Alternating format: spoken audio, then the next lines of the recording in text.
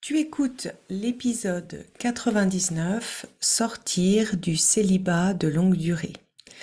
Alors c'est un épisode que vous m'avez demandé depuis longtemps et beaucoup de personnes qui ont envie d'être en relation et qui sont célibataires depuis longtemps éprouvent souvent une certaine gêne, une certaine honte à parler de ça, comme si c'était pas normal de pas avoir eu de relation pendant longtemps ou d'avoir que des petites flirts mais pas une vraie relation qui dure.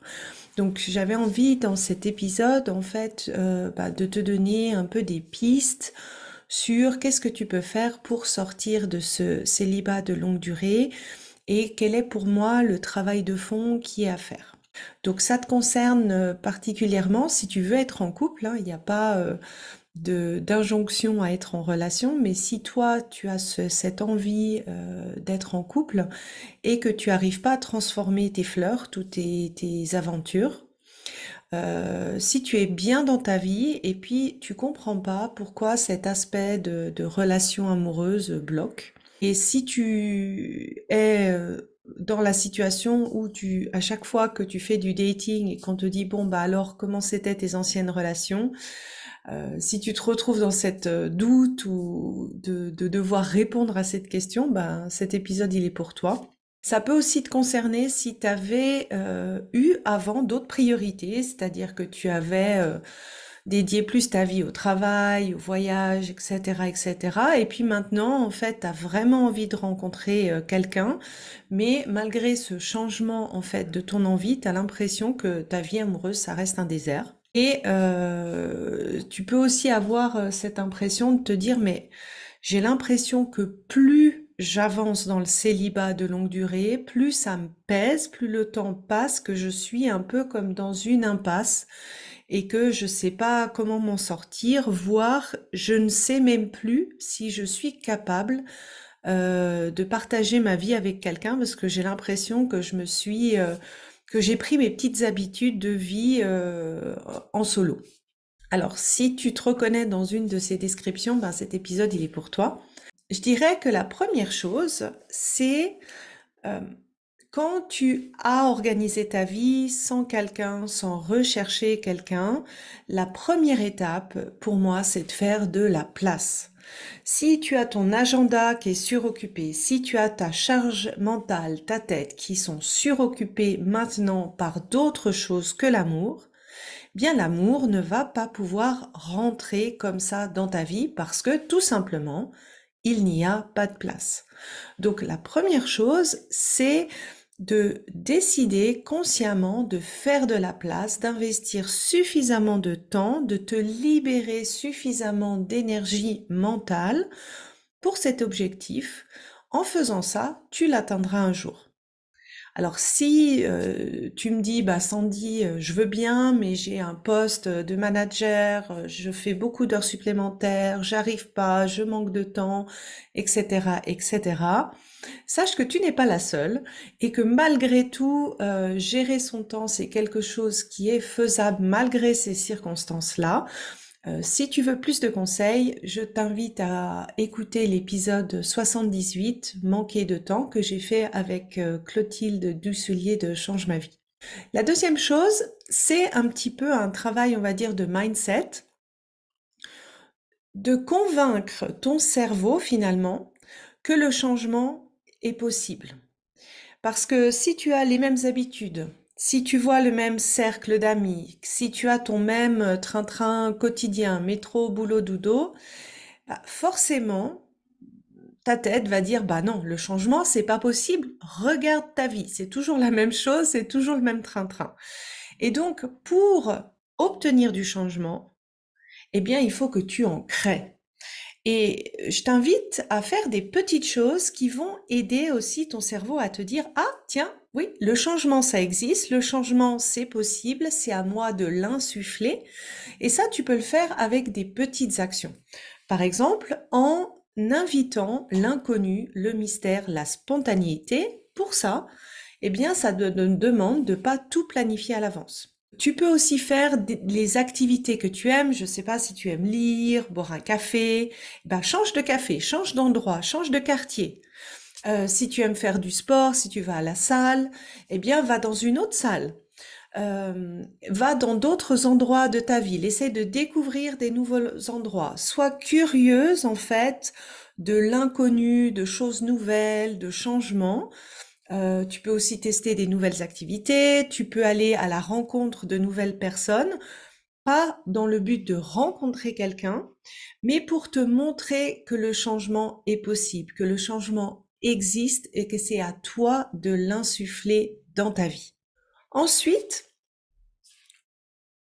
j'aimerais t'inviter à reprendre le goût du risque.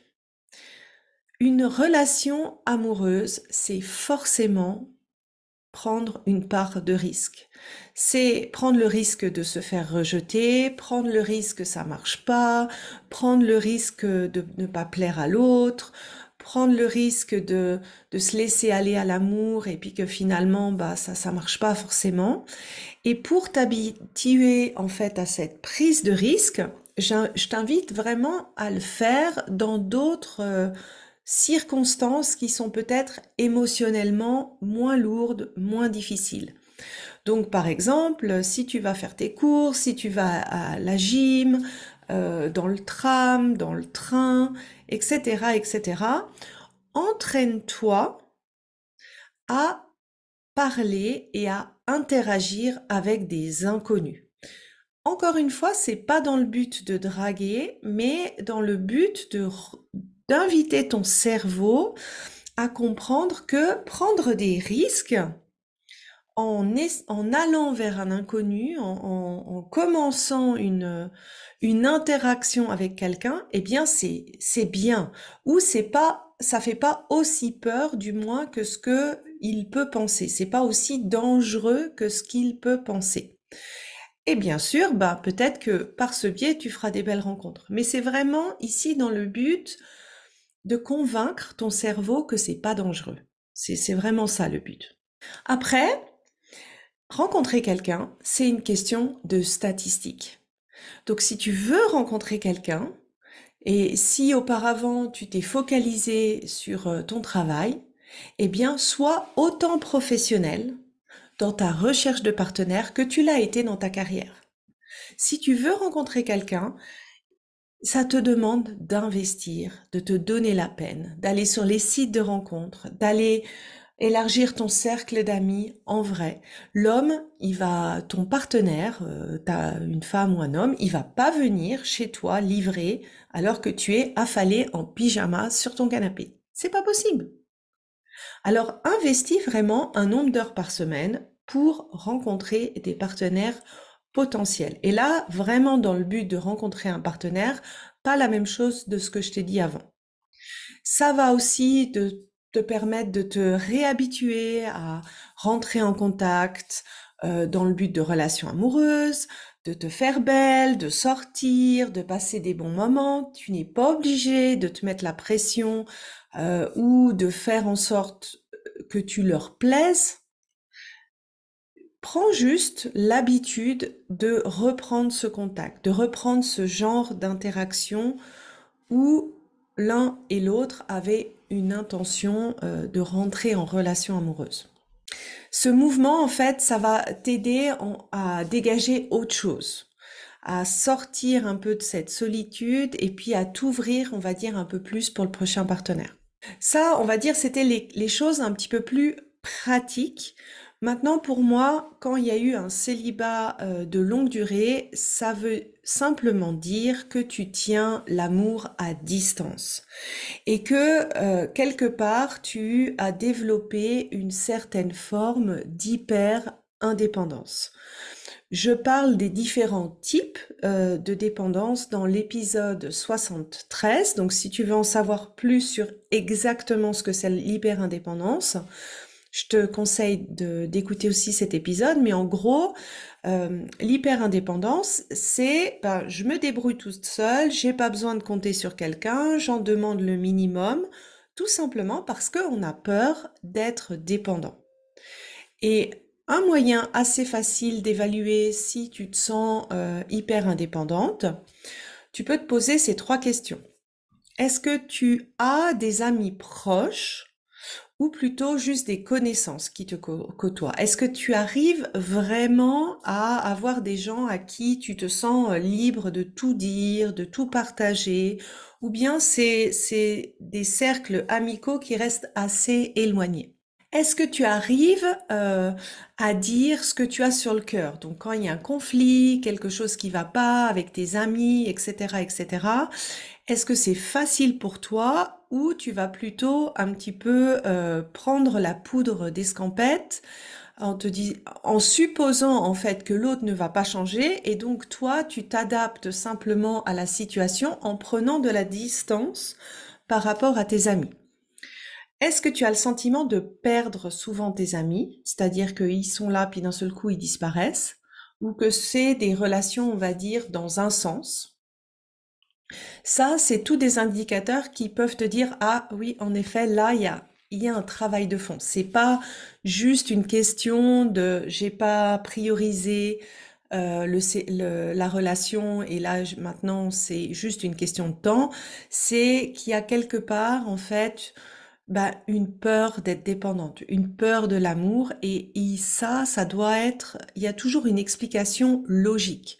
Pour moi, c'est toujours une question entre est-ce que je peux être moi-même et est-ce que je peux être en relation?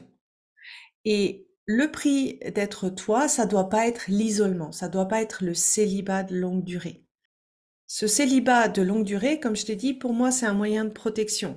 Soit parce que tu as trop souffert dans tes relations passées, soit parce que tu penses que le seul moyen d'arriver à être toi, c'est en étant seul. Et là, pour inviter à nouveau ton cerveau à comprendre que c'est pas vrai, donc l'inviter à douter de ça, essaye d'être totalement toi-même en présence de tes amis, c'est-à-dire en osant déplaire. Alors, je t'invite à monter crescendo, c'est-à-dire que tu peux commencer par des petites choses où tu as l'impression que tu vas déplaire si tu dis ça. Par exemple, ça peut être le fait de dire, bah non, j'ai pas envie d'aller dans ce resto, je préfère aller dans l'autre, ou non, j'ai pas envie de faire ça, ou bah non, je suis pas d'accord avec toi. Tu vois, vraiment des petites choses, et de monter crescendo et de voir en fait le but de ça, c'est pas de dire non à tes amis si tu n'en as pas envie, mais c'est vraiment de comprendre que tu peux être toi et tu peux être en relation, qu'il n'y a pas un choix impossible à faire. Et si tu vois que ça marche pas, eh ben, il faut vraiment aller chercher dans la cause de ton hyper-indépendance. Parce que si tu as cette peur, c'est qu'il y a une vraie raison logique, des vraies expériences passées où tu as perçu que tu ne pouvais pas être toi avec les autres. Ça, je te mets le lien dans l'article de l'épisode et dans les notes vers mon webinaire qui t'explique en fait tout ça, les schémas amoureux, etc. Tu peux aussi y accéder directement par l'URL sandykaufman.ch/fr/passé où je t'explique en fait tout ça. Mais il faut savoir qu'il y a toujours une raison logique et la raison, elle vient de ton passé. Et admettons, tu as fait ce travail de fond, tu as travaillé sur ton passé, ça t'a permis de rencontrer quelqu'un. Je dirais que la dernière étape, et moi par exemple, c'est quelque chose qui m'est arrivé. J'étais dans cette phase en fait au tout début que j'étais en relation où j'ai habité avec mon mari. En fait, j'avais tellement pris l'habitude d'habiter toute seule que au départ, eh bien, ça me dérangeait. C'est-à-dire que je me sentais dérangée dans mes habitudes, dérangée dans ma routine, dérangée dans comment la maison était propre, comment la maison était rangée. Et en fait, ça m'a demandé un certain temps de me réhabituer à partager ma vie avec quelqu'un.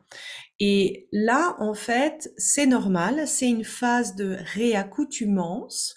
Et pour t'aider en fait à bien gérer cette phase d'adaptation, ce que moi je te recommande, c'est de garder certaines activités, certaines routines que tu avais avant pour avoir un peu ton repère. pour avoir, alors ça peut être, je sais pas, un coin dans l'appartement que vous partagez ensemble, ça peut être le samedi matin où tu allais bruncher avec tes copines, pour avoir un petit peu un équilibre entre, ok, je sais que c'est une phase d'habituation et j'ai besoin en fait d'avoir mon terrain, mon côté solide pour compenser cette phase d'habituation. Donc tu vois que pour sortir du célibat de longue durée, il y a quand même une bonne étape de OK, je réapprends mon cerveau à lui montrer ce qui est possible. Il y a une étape de travail sur le passé pour comprendre en fait d'où vient ce célibat de longue durée ou cette hyper-indépendance. Et après, cette phase de réhabituation d'être avec quelqu'un, de partager sa vie avec quelqu'un, vraiment au sens propre du terme, pour arriver à t'en sortir totalement. Alors, j'espère que cet épisode t'a plu. En tout cas, j'ai eu beaucoup de plaisir à partager ça avec toi. J'ai hâte de lire vos retours si ça vous aide. Envoyez-moi des petites photos sur Instagram des nouveaux endroits que vous allez découvrir. Et bien sûr, je t'invite à agir maintenant pour changer ta vie amoureuse.